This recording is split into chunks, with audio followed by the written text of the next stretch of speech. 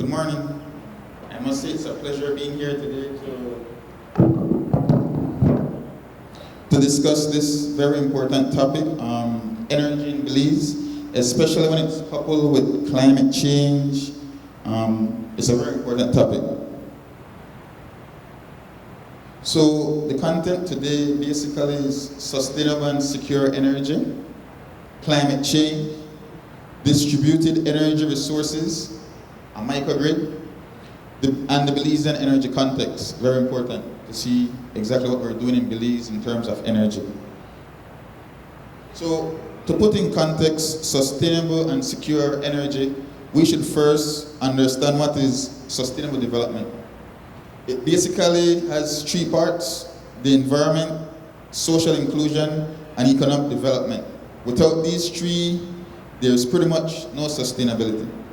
So what is sustainable energy? When we think about sustainable energy, it is basically energy that fulfills our needs today and tomorrow. So it's some form of energy that will not be depleted. And for that reason, sustainable energy is not considered fossil fuel or waste products. So when we think about energy and sustainability, where did it really come from? One of the main points is climate change, obviously. So when we look at Belize, we notice that there are some challenges and some opportunities. Basically, we're a coastal country. We have many islands and rural villages. So the challenges there is, how do we supply reliable, clean, and sustainable energy to these parts? Then we have sea level rising, and these islands and coastal inlets are susceptible to flooding and droughts. Then we also see that we're a developing nation. So we have the challenge of responding with fewer resources. We have the opportunity to learn from other countries. There are some countries who have actually developed this type of grid that we call reliable and sustainable. We have access to capital. There are certain groups such as the UNDP, the World Bank, and such that provides either grants or loan to the country. We can take advantage of falling prices. This is very important because I'll show a graph later on that shows how renewable energy has been ramping up throughout the world, and this is basically due to the prices falling. And of course, as Belize, we boast in the Caribbean to be the first country, or the leading country, that has the majority of its electricity being produced through renewable energy, almost 60%. So when we think about climate change, we go to two figures: the 1.5 scenario and the 2-degree scenario. We notice that it will affect temperature, precipitation, warm spells, heavy rain, hot and dry days, and drought. And we know our aim is to reach the 2-degree scenario. So when we think about climate change and we look into history, how did it all start? Well, basically in the 1800s, coal fueled the Industrial Revolution. In the 1900s, oil, and of course transportation, nuclear, those were the fuels, or the base fuels for these electrical plants. In those times, bigger was better. Centralizing your system and distributing energy was the mainstay. Now in the 2000s, and even a little bit before, we said, you know what? Coal, you're dirty. Oil, you're partly dirty. We need cleaner fuels. We need more sustainable fuels. Fuels that will not be depleted, right? So we started off with solar, wind, hydro, and we keep on mixing and evolving. So then we said, you know what? Renewable energy, it's good. But we need the supplement. For example, wind and solar, they are very renewable sources. The sun goes, we don't have power. The sun comes, we have power. So storage, which is a big part of the discussion today. So when we think about the world energy outlook, we notice that peak oil has passed, because that was the big thing back in the days. Oh, we have oil, but it has peak. So we're looking at a decline now. So we can see there's like 4 variant phases of fossil fuels, and we have seen that the crude oil has peaked and is declining to 2035, where we see crude oil fields yet to be developed. For example, Guyana is coming surely on stream. And natural gas also has tapered out, and conventional oil keeps rising. Now, we're not saying that renewable energy should compete with fossil fuel. We're saying that fossil fuel should complement renewable energy. So, I'm flipping back and forth. Energy, climate change, they go hand in hand. So, when we think about climate change and disasters, for Belize, basically it's hurricanes. We can look at this graph and we see from between 2000 to 2013, Belize has been ravaged by many different hurricanes. As of note, Richard in 2010 was a very powerful hurricane, and we can all remember Deon that pretty much destroyed the papaya industry. They were very strong. And I personally can remember Hurricane Earl right here in Belmopan. I believe Belmopan was out of electricity for like a day and a half, whilst other places in the rural Belize area were out for like 3 weeks. So we see where climate change and energy resilience are coupled. So when we think about the grids, we call it the grid of yesterday and the grid of tomorrow. The grid of yesterday, like I explained before, was pretty much generating electricity and distributing through the lines to the customers. Now, we're saying the grid of tomorrow can still have these fossil fuel plants on a minimal scale, of course, but now incorporate renewable energy in different locations. The main idea is that you have energy being produced where it's being used, so there's not much transportation, right? And then we have storage, for example, as I said, solar and wind, they're variable. So sometimes we'll have solar production and there's no demand. So what do we tend to do? We tend to store it and use it in the night when there's no sun. So when we think about the rapid rise of renewables, we take note that solar has been the slowest to take off, but in taking off is now comparable with wind and hydro. When we think our Belizean context, we know that hydro is a main part of it. While we have other renewables such as biomass also coming on stream slowly. Then we see the economic jostling. Basically, we're saying that solar electricity, especially on a grid level, is comparable to the electric grid. Just basically depending on how the utility dispatches. Maybe from Mexico it might be more cheaper one day, but more expensive the other. So on a comparison basis, solar is being comparable to grid electricity.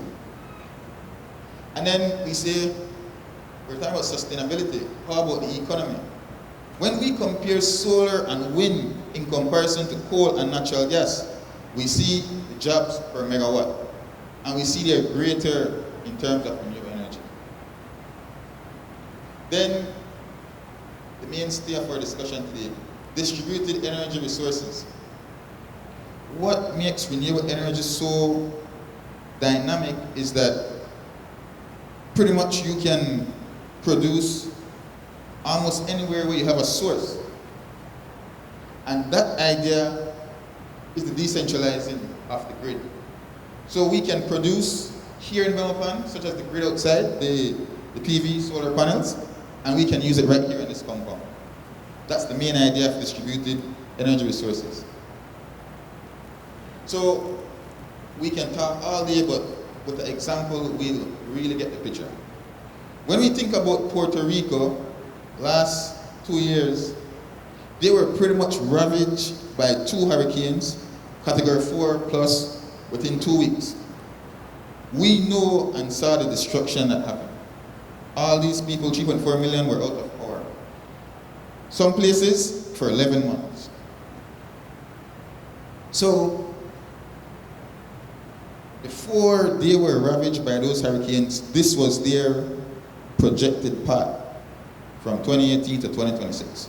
They were planning to switch oil for natural gas, which is logical, right? But after the hurricanes ravaged them, we could say it's a bittersweet situation, as they now have the option to build the grid of tomorrow, 100% renewable by 2050. That's their goal. So what is a microgrid? Pretty much, it's a group of interconnected loads and distributed energy resources within a defined area, right? Another important part of a microgrid, it can be connected and disconnected from the grid at any moment. And that supports reliability. So when we think about a microgrid, to get a good picture is an island. It's pretty much independent, right? But then imagine interconnecting this island to another island, such as Belize is currently planning to do to support reliability, right? So that gives us an idea of what a microgrid is. It's self-sustainable, but at the same time can support its neighbors. So when we think about high vulnerability losses, we see some statistics here, and we can see at Belize, in terms of average annual losses per GDP, we're ranked very high amongst 183 countries. And also for deaths per 100,000 inhabitants, we're ranked very high.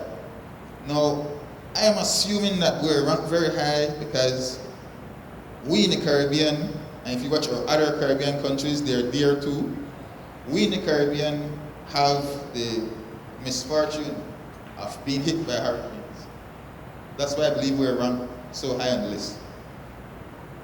So when you think about energy scenarios, this was done by the Belize City Limited. We're seeing that business as usual demand is very high.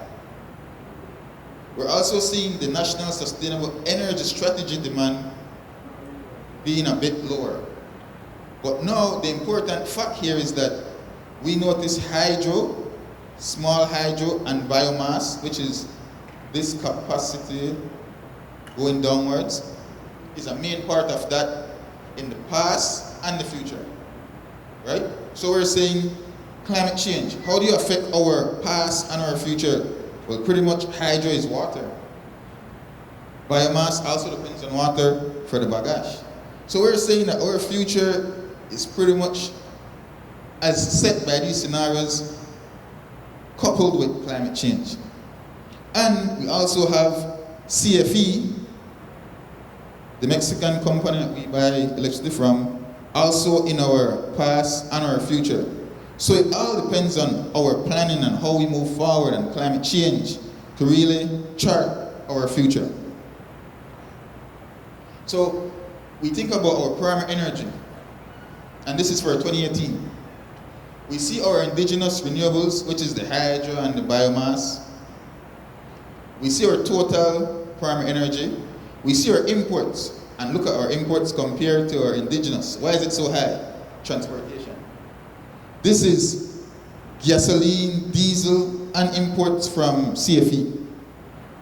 This is what B&E is producing that we use locally, and what B&E produce that we export. So how do we break that down? As I said, transportation is a big chunk of the pie, with biomass right behind. So we see hydro and CFE in comparison. And that's why storage in the future will be a big issue. Because we can produce and store. Then we look at the electricity grid, and we notice once again, biomass and hydro, they are our mainstay for electricity, coupled with climate change. So Belize's energy response. We have had successive integration of renewables. Just in 2013, we had the last request for proposal. I believe this year, or later down in this year, there should also be another request for proposal. We have had pilot projects to supplement going forward. How do we move with our resources that we currently have. And as many people who visit Belize in terms to support the government in terms of their activities moving forward energy, they find it very strange that we have BL, the government, and the Public Utilities Commission working together. Not always in harmony, but together. Then we also are updating our regulatory frameworks in terms of the electricity sector. So this is one example. It was inaugurated in 2017. It's a 24 kilowatt system. It supplies about 40 households, 3 shops, 2 churches. This is the pilot project for the Renewable, or the Rural Electrification Project for the government of Belize. So, key to success. First of all, it starts with us. We need to be energy champions. I did not touch on energy efficiency today, but that's a very important part. Public-private partnership.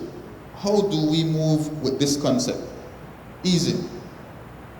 Be nationalist. Close communication between local and foreign stakeholders.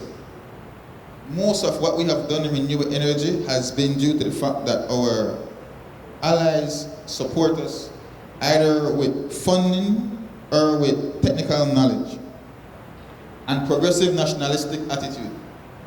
These two are together, and that's the end of my presentation.